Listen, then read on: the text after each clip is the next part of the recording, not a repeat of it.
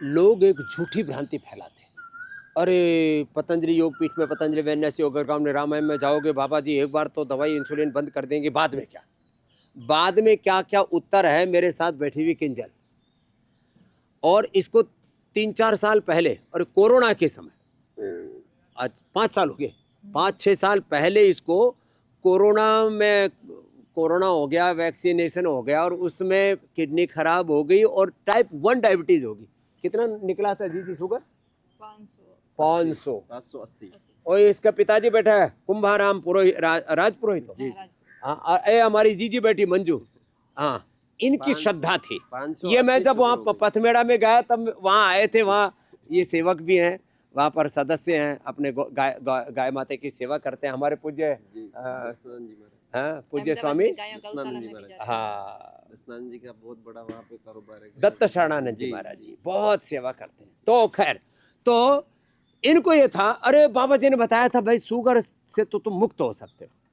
तो इन्होंने यहाँ पर जगह नहीं मिल रही थी और डरा दिया था लोगों ने, तो वहीं घर पे ही रह के इन्होंने खीरा करेला टमाटर का जूस और ये मधुनासिनी मधुग्रीट ले, अभी एक एक खा लेना थोड़ी दिन, सुबह ऐसे ही खा लो, अभी कोई शुगर नहीं है इसको, हाँ खाली पेट। और एक एक इम्यूनोग्रिट, इम्यूनिटी जबरदस्त रहनी चाहिए। कोई वायरस आजकल हंता भी नया सिर उठा रहा है, कोरोना हो और तमाम तरह के बैक्टीरिया वायरस फंगस भरे पड़े हैं मिट्टी में, पानी में, हवा में, चारों तरफ बीमारी तैर रही है, चारों तरफ शत्रु घात लगाए बैठे, रोग रूपी शत्रु, विकार रूपी शत्रु, अंधकार रूपी अज्ञान रूपी शत्रु चारों ओर।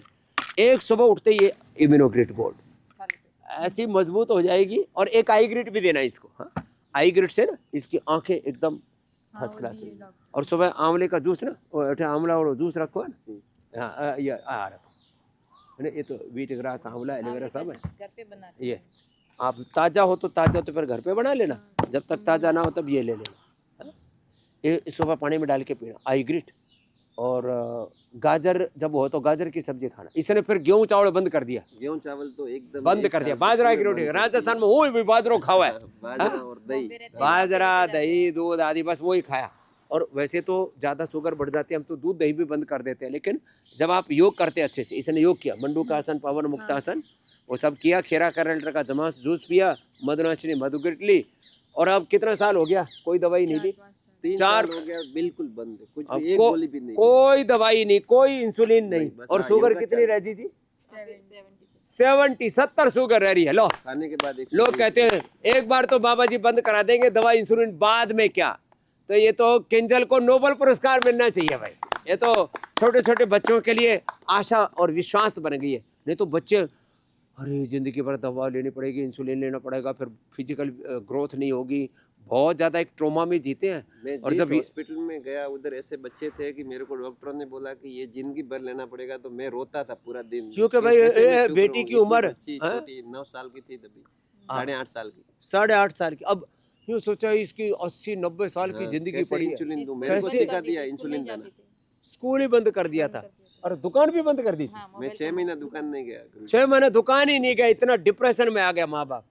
लेकिन अब जो है इसने बेटे ने हिम्मत की, इन्होंने गुरु की बात मानी, गुरु की बात मानो। आपके गुरु वीडियो पूरा दिन देखते रहते थे 24, इसको सुबह 4 बजे उठाता था, मैं बोलता था बेटा तू देख, तो बोलते गुरुजी तो मेरी ये तो बात ही नहीं करते। सबको सीखने जैसी बात है।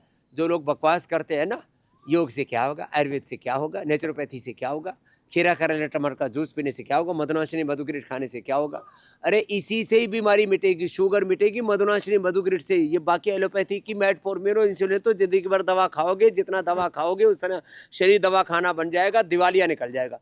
मैं कहता हूँ जितना दवा खा रहे हैं उतना ही ज्यादा लोग बीमार पड़ रहे हैं। आयुर्वेदिक से सब ठीक हो जाता है, सब अब ठीक इसका हो जाता है। भरोसा आ गया, इसका तो इसका विश्वास है। ऐसा हो गया था कि वो जलाते थे अपना जो सोरासिस होता था, सोराइसिस। तो अब एक बात कह रहा हूँ, कर दिया पूरा। जितना दवा खा रहे हैं उतने बीमार पड़ते जा रहे हैं, जितने पढ़े लिखे उतने अनपढ़, उतनी मूर्ख, उतनी नादानियाँ।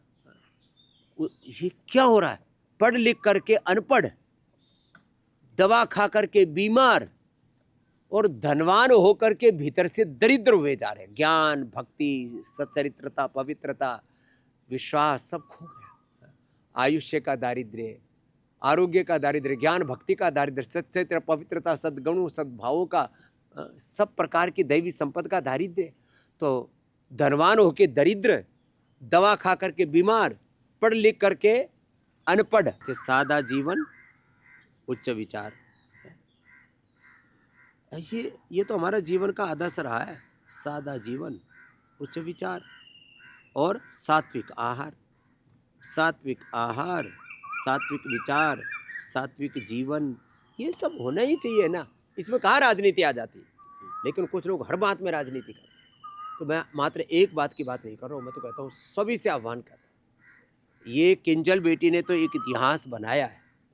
ऐसे देश में जितने भी बच्चों को टाइप 1 डायबिटीज़ है, जिनको भी लीवर किडनी फेलियर है, जिनको भी वात पित्त कफ त्रिदोष है, जिनको भी हार्ट में ब्लॉकेज है, जिनको भी कैंसर जैसे रोग है, सोराइसिस जैसे जो मंजू ने बताया, ऐसे जितने भी, ये हमारी बिटिया इधर बैठी अमृता, इसका कार्टिलेज घिस गए थे, इसने तो ऑर्थोग्रिट ऑर्थो केयर आदि खा के कार्टिलेज रिपेयर कर लिए, लो, और वजन भी कम कर लियो, अब पूरी पतली हो जाएगी मेरी वर्की। हाँ, धीरे धीरे। तो ये तो सारे रोग मिटेंगे। सब लोगों को एक बार यहाँ भेज दो। 8954666111 24 घंटे सेवा चलती है। 8954666111 पर 24 घंटा आपको यहाँ बताते हैं कैसे पतंजलि वेदना योगग्राम निरामयम और वेदालय फादी मानो। 24 घंटे सेवा चलती है। कोई बीमार हो गया तो क्या दवाई लेना, कैसे आना यहाँ, कैसे क्या दवा लेना, कैसे यहाँ पर पढ़ाई के लिए आना, पढ़ाई के लिए, दवाई के लिए।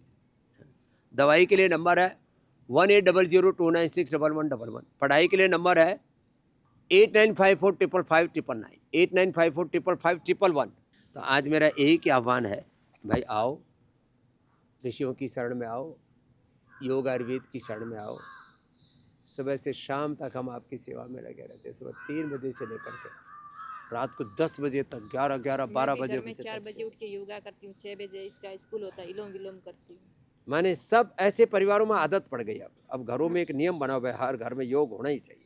ये तो स्वेच्छा से सब सनातन धर्मियों को योग अपना लेना चाहिए। योग करना सबसे जो योग नहीं करते वो सनातन धर्म के नाम पर कलंक है। वो रामकृष्ण हनुमान शिव के उपासक नहीं। ऐसे मैं बार बार लोगों को जगाता तो रहता हूँ, झकझोरता भी रहता हूँ, लेकिन मैं आश्वस्त हूँ, एक दिन पूरा देश जगेगा, स्वस्थ समृद्ध संस्कारवान बनेगा, और एक एक व्यक्ति जब महान होगा तो हमारा देश भी महान होगा।